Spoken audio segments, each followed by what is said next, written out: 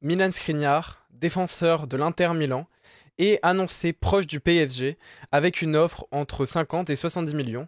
Alors, signera-t-il et surtout, est-ce une piste idéale pour le club de la capitale? Bienvenue dans cette nouvelle vidéo. Alors, avant que cette vidéo commence, n'hésitez pas à la partager, à la liker et à vous abonner. Et on peut donc passer à la vidéo. Alors déjà, expliquons un peu le profil et très rapidement qui est Milan Skriniar. C'est simple, c'est un milieu qui est dans la fleur de l'âge, voilà, ni trop vieux ni trop jeune, qui est un joueur, c'est un défenseur central, très rugueux, un artisan important de la prestation exceptionnelle de l'Inter Milan en Serie A, également, bah voilà, un artisan très puissant pour la performance défensive exceptionnelle de ce club. Clairement, Milan Skriniar n'y est pas pour rien. D'ailleurs, c'est pas pour rien si le montant du transfert est annoncé entre 50 et 80 millions.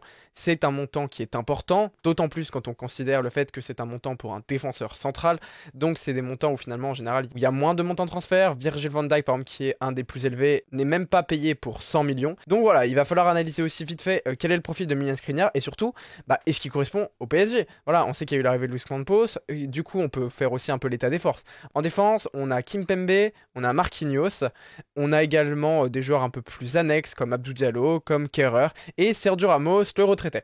Bon déjà, ça va être assez simple, Kimpembe fait pas une excellente saison, donc est-ce qu'il mérite encore une place de titulaire ou mérite-t-il d'être rentré en rotation? Pour moi, il mérite d'entrer dans la rotation, et donc il faut un grand défenseur. Ensuite, on a Sergio Ramos. Sergio Ramos, quand il joue, eh bien, il est exceptionnel, il a joué très peu de matchs, mais on a vu qu'il était bon.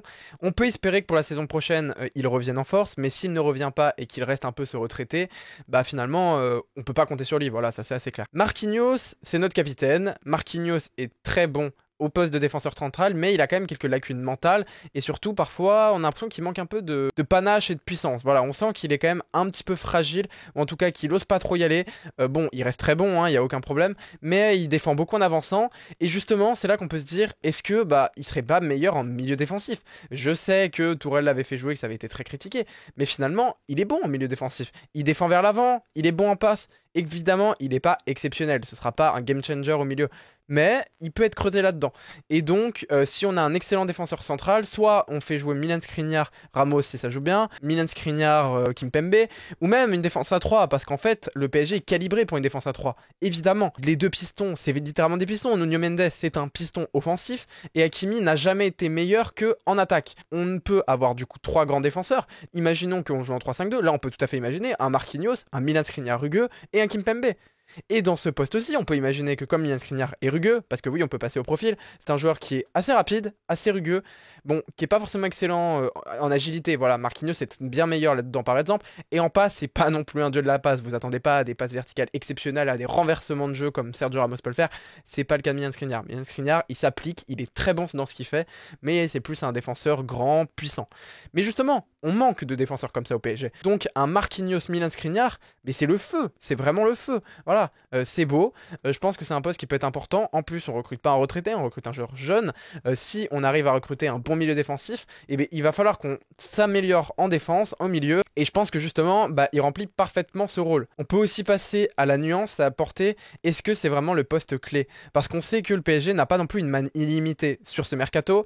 Ils ont un important besoin de ne pas dépasser trop les budgets transferts et surtout les budgets salaires qui sont énormes avec le fair play financier qui arrive à partir de l'année prochaine. Et donc mettre 70 millions sur un défenseur, sachant qu'on a de toute urgence besoin d'un bon milieu défensif, on a de toute urgence besoin d'un attaquant et surtout d'un ailier qui soit capable de remplacer André Di Maria qui part. Je sais pas du coup si on peut vraiment dire que c'est la meilleure idée à faire.